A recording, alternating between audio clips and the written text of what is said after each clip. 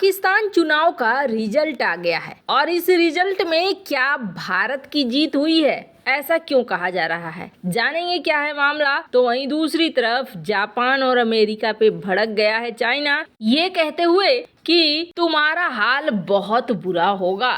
जानेंगे क्या कुछ चल रहा है जियोपॉलिटिक्स में, जानने को आपको बहुत कुछ मिलेगा। आइए जानते हैं इन खबरों को विस्तार से। पाकिस्तान में गुरुवार को हुए आम चुनाव के बाद अभी भी वोटों की गिनती जारी है और ऐसा माना जा रहा है कि पाकिस्तान में किसी भी पार्टी को बहुमत नहीं मिलने वाला है। ऐसे में मुख्य धारा की राजनीतिक पार्टियों के पास कुछ ही विकल्प बचे हैं। अब तक के नतीजों में जेल में बंद पूर्व प्रधानमंत्री इमरान खान की पार्टी पाकिस्तान तहरीक-ए-इंसाफ और 3 बार के प्रधानमंत्री नवाज शरीफ की पार्टी पाकिस्तान मुस्लिम लीग नवाज समर्थित निर्दलीय उम्मीदवारों के बीच में कड़ा कंपटीशन देखने को मिल रहा है। बिलावल भुट्टो जरदारी पाकिस्तान की पीपुल्स पार्टी तीसरे स्थान पर है। नवाज शरीफ को प्रधानमंत्री पद की रेस में सबसे आगे माना जा रहा है, लेकिन इमरान खान की पीटीआई के पक्ष में आए अप्रत्याशित नतीजों ने पीएमएलएन के सीमित विकल्प छोड़ दिए हैं। नतीजों से ऐसा लगता है जैसे नवाज शरीफ की पार्टी अकेले दम पर सरकार नहीं बना सकती है और ऐसा करने के लिए उसे गठबंधन की तलाश करनी होगी। नवाज शरीफ की पहली पसंद निश्चित रूप से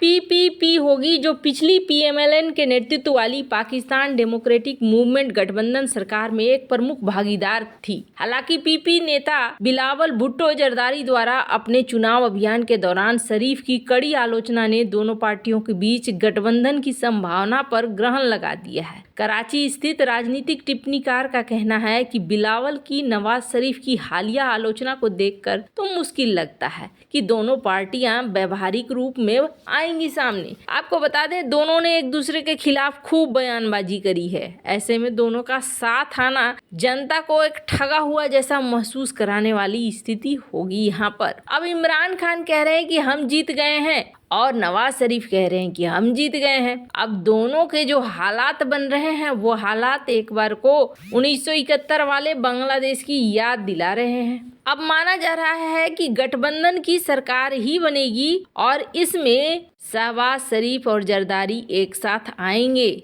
फाइनल रिजल्ट अब निकलकर सामने आएगा। अब इमरान खान यहाँ ठगा हुआ महसूस कर रहे हैं क्योंकि उनके 99 से भी ज्यादा उम्मीदवार इंडिपेंडेंट उम्मीदवार माना जा रहा है जो चुनाव जीत चुके हैं। अब ऐसे में देखना होगा कि आने वाले समय में क्या होता है पाकिस्तान के अंदर, क्या कोई उथल पुथल मचती है या फिर जनता इसी चीज को मान लेती है। हालांकि आपको बता दें, नवाज शरीफ ने जीत का दावा करते हुए कहा है कि उनकी राजनीतिक पार्टी मतदान में सबसे बड़ी बनकर उभरी है। शरीफ ने दूसरे दलों को मिलाकर सरकार बनाने का न्योता दिया है और कहा है कि पाकिस्तान की बेहतरी के लिए स्थिरता बहुत जरूरी है। आपको बता दें, इसके साथ ही शरीफ ने जब अपने पार्टी कार्यकर्ताओं को संबोधित किया तो कहा कि पड़ोसी देश से हम अच्छे रिश्ते बनाएंगे। अब भारत का नाम इन्होंने नहीं लिया है, लेकिन एक तरीके से देखने को मिल रहा है कि यहाँ पर नवाज शरीफ भारत के साथ रिश्ते बनाए रखना चाहते हैं। आपको बता दें, नवाज शरीफ ने चुनाव प्रचार के समय भी कई मौकों पर भारत के साथ अच्छे रिश्तों की हिमायत की थी। उन्होंने भारत के साइंस समेत कई क्षेत्रों में तरक्की से सीखने की बात कही थी। उन्होंने ये भी कहा था कि पूर्व में भी उन्होंने भारत से अच्छे रिश्ते करने की कोशिश की और इसका उनको नुकसान उठाना पड़ा है। अब ये देखने वाली बात होगी कि आने वाले समय में क्या होता है। खैर, जहाँ एक तरफ ये सब कुछ हो रहा है तो वहीं चीन एकदम से नाराज क्यों हो गया है। चीन ने अमेरिका और जापान के खिलाफ तीखी प्रतिक्रिया दी है। चीन ने कहा है कि ताइवान के एकीकरण में बाधा डालने के लिए इन दोनों देशों को भारी कीमत चुकानी होगी। दरअसल अमेरिका और जापान ने हाल ही में एक सैन्य अभ्यास किया जिसमें ताइवान पर चीन के नकली हमले को दिखाया गया। जापानी मीडिया ने बताया कि वॉशिंगटन और टोक्यो ने इस साल के कीन एज अभ्यास के दौरान पहली बार बीजिंग को काल्पनिक दुश्मन के रूप में नामित किया था। रिपोर्ट के मुताबिक इस साल की ड्रिल ताइवान पर चीनी आक्रमण के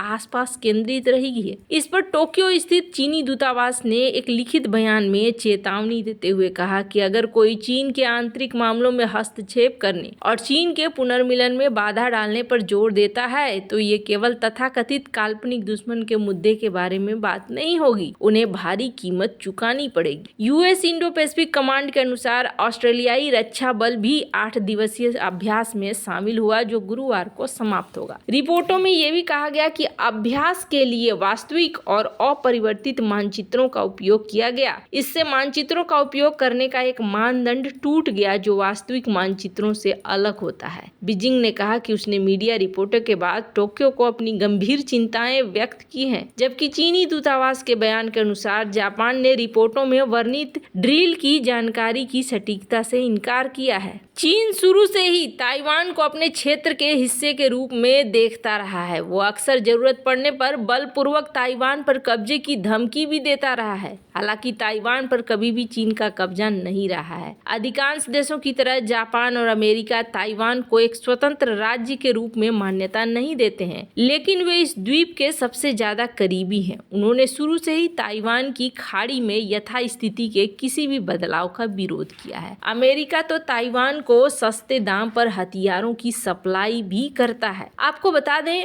चाइना पहले भी कई बार कह चुका है कि आप हमसे दूर रहिए, पर जब अमेरिकी और ऑस्ट्रेलियाई सैनिकों ने पिछले गर्मियों में एम्फीबियस लैंडिंग, जमीनी युद्ध और हवाई संचालन का अभ्यास किया तो इसे चीन से जोड़कर देखा गया। दुनिया भर के सैन्य विशेषज्ञों ने इस अभ्यास को चीन की बढ़ती सैन्य महत्वाकांक्षाओं का मुकाबला करने वाला बताया, लेकिन ताइवान पर संभावित संघर्ष की तैयारी कर रहे अमेरिकी युद्ध योजनाकारों के लिए हाई प्रोफाइल ताबीज सेवर अभ्यास का सबसे अधिक महत्वपूर्ण माना जा रहा है। इस अभ्यास ने सैन्य उपकरणों के नए भंडार बनाने में मदद की जो अगस्त में अभ्यास समाप्त होने के बाद ऑस्ट्रेलिया में छोड़ दिए गए थे। अमेरिका को डर है कि आने वाले सालों में चीनी राष्ट्रपति शी जिनपिंग अपनी सेना को ताइवान पर कब्जा करने का आदेश दे सकते हैं। ताइवान एक लोकतांत्रिक देश है जिस पर कभी भी चीन का नियंत्रण नहीं रहा है। हालांकि चीन शुरू से ही इस द्वीप को अपना इलाका बताता रहा है। चीन ने बलपूर्वक इस द्वीप पर कब्जे की बात कही है। ऐसे में अमेरिकी सेना अपनी सैन्य तैयारी को कड़ी रख रही है, एक महत्वपूर्ण क्षेत्र के रूप में अपने रसद के नेटवर्क को बनाए रखने का प्रयास कर रही है। अमेरिकी सेना ने ताइवान की सहायता के लिए ऑस्ट्रेलिया में बड़े पैमानों पर हथियारों को डंप कर रखा है। इसमें टेलिस्मैन सेबर के उपकरणों